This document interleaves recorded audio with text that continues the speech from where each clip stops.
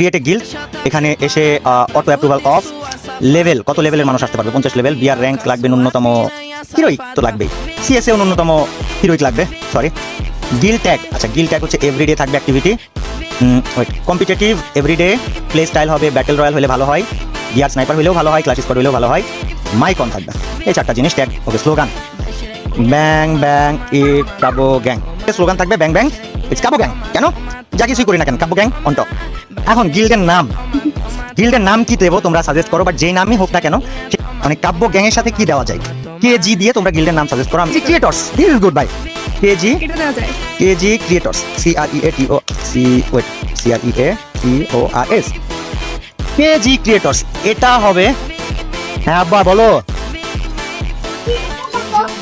একটা special announcement তোমার জন্য, তোমাদের সবার জন্য, যত ফ্রি ফায়ার কন্টেন্ট ক্রিয়েটর আছো বাংলাদেশে তাদের সবার জন্য। কেজি ক্রিয়েটর্স নামে আজকে থেকে আমি ইটস কাব্য একটা নতুন গিল্ড খুললাম, এবং এই গিল্ডের সাইন থাকবে উলস, লায়ন না, উলস থাকবে।